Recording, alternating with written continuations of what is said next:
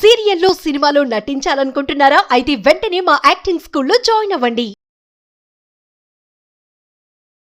Hello everyone, welcome to game changers with Lasya Reddy. ఈ podcast very very important, especially మహిళలకి.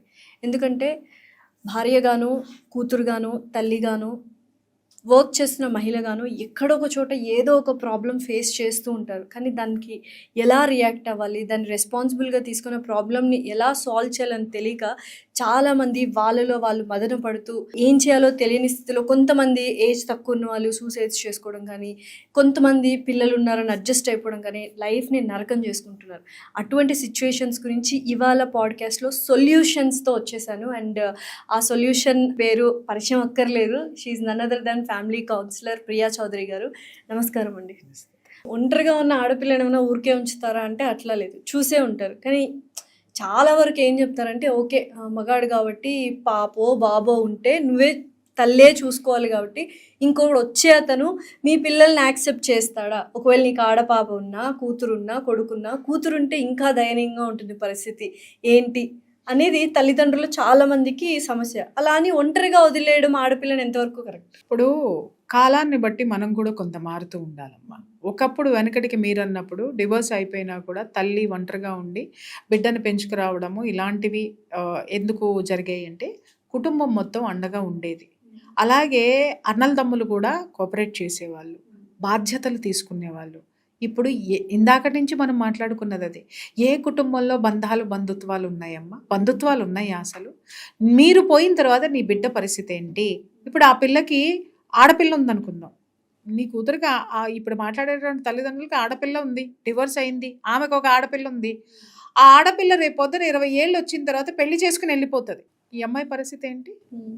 ఇప్పుడు మీరుండరు అప్పటి వరకు. ఒకవేళ మీరు ఉన్నారే అనుకుందాం, ఆ తర్వాత ఇంకొక 10 సంవత్సరాలు ఉంటారు, ఆ తర్వాత మీరు పోతారు. అటు పిల్ల ఇంట్లో ఉండదు, ఇటు మీరు ఉండరు. అప్పటికి ఆమెకు ఒక 60 ఏళ్ళు వచ్చేసినాయి అనుకుందాం, లేదా 50+ అయింది అనుకుందాం. అప్పుడు ఆవిడికి తోడెవరు? ఓల్డేజ్ హోమ్లో పిచ్చెక్కిపోతుంది. ఒక బంధం లేకుండా ఇంతాళ్ళు ఒంటరిగా బతికి ఈ బాధ్యతలు పూర్తి చేసి మళ్ళీ ఓల్డేజ్ హోమ్లో మళ్ళీ ఒంటరిగా బతుకుతూ ముసలి కబుర్లు చెప్పుకోవాలంటే, నేను ఇక్కడ ఎవరిని అగౌరవపరచట్లేదండి, వాస్తవాలు చెప్తున్నాను.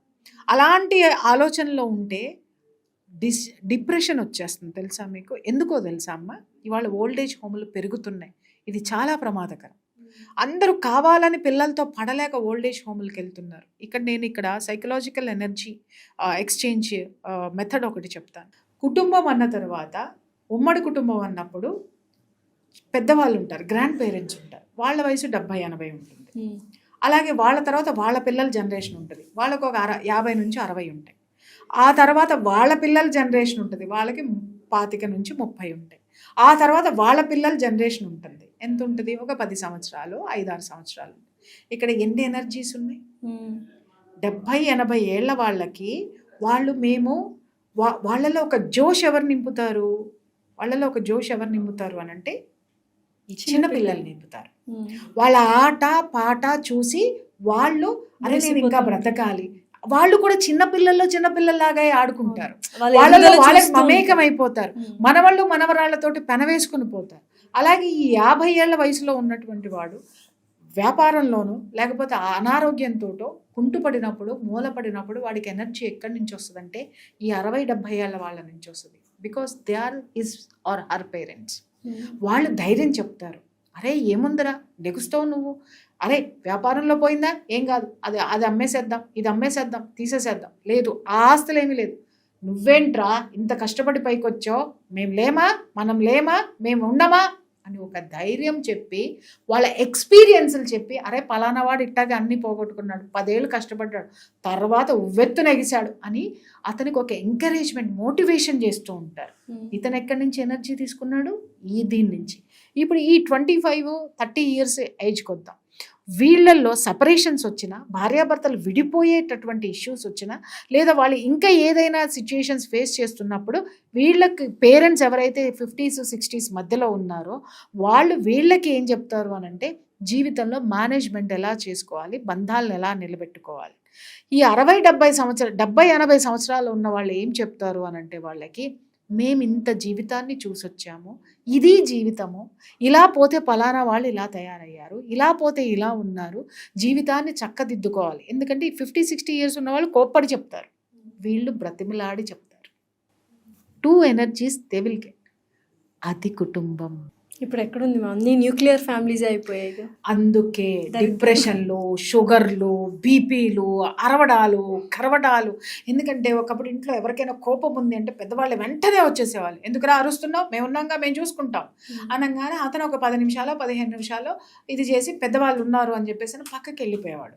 ఆ తర్వాత వీళ్ళు చెప్పేవాళ్ళు, నువ్వు కోపం అంతా తగ్గించుకోవాలి, నువ్వు ఇష్టం వచ్చినట్టు మాట్లాడడానికి వీల్లేదు. అలాగే వ్యసన పరులు ఉండేవాళ్ళు. వ్యసన పరులు ఉన్నప్పుడు కూడా వాడికి ఎలా చెప్పాలో, ఎలా కౌన్సిలింగ్ ఇవ్వాలో అలా కౌన్సిలింగ్ ఇచ్చేవాళ్ళు. సో ఇన్ని ఒక కుటుంబం అంటే అదేదో అత్త, మామ, తాత, బాబాయ్, ముసలా, ముతక కాదమ్మా.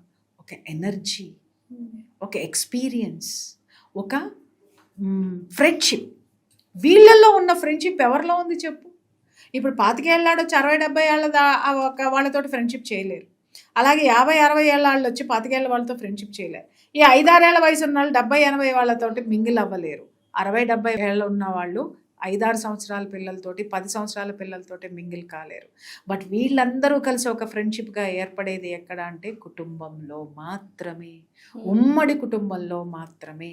ఎందుకు ఒకప్పుడు మన యొక్క వ్యవస్థ అంత అద్భుతంగా మింగిల్ అయిందంటే కారణం ఇన్ని ఎనర్జీస్ అన్ని ఒక చోట ఎనర్జీ షేరింగ్ జరిగింది. అలాగే బాధలు పంచుకోవడం జరిగింది. వాటికి సొల్యూషన్స్ ఎక్కడొచ్చినాయి? మెంటర్స్ ఎవరంటే వీళ్ళే. 5-6 ఇయర్స్కి మెంటర్స్ పేరెంట్స్ అయితే, పేరెంట్స్కి మెంటర్స్ ఆ పేరెంట్స్ అయితే, ఆ పేరెంట్స్కి మెంటర్స్ వాళ్ళైతే, ఎక్స్పీరియన్స్ ఇక్కడ నుంచి ఇలా సైకిల్ చైన్ ఇలా తిరిగేది అనమాట.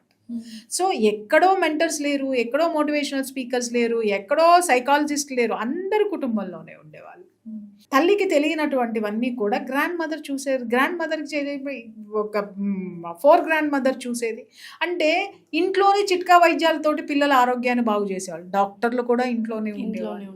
ఇప్పుడు అందరూ బయట ఉన్నారు. ఇద్దరు కొట్లాడుకుంటే మాలాంటి వాళ్ళ దగ్గరకు వస్తున్నారు. చిన్న పిల్లలకి ఒక చిన్న కడుపుబ్బరం వచ్చింది అని అంటే ఏమున్నది?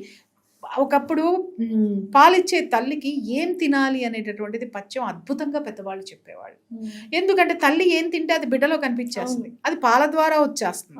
అది కంట్రోల్ ఉండేది అక్కడ, తిండి దగ్గర కంట్రోల్. ఇప్పుడు ఎందుకమ్మా కిటకిటలాడుతున్నాయి హాస్పిటల్స్ అన్ని అంటే కంట్రోల్ లేదు. మాటకి కంట్రోల్ లేదు, నాలుగుకి కూడా కంట్రోల్ లేదు. సో ఈ రెండిటి వల్లే ఇవాళ మన జీవితాలు రోడ్డు మీద పడినాయి. Thank you ma'am, thank you for your wonderful and amazing message. Thanks a lot.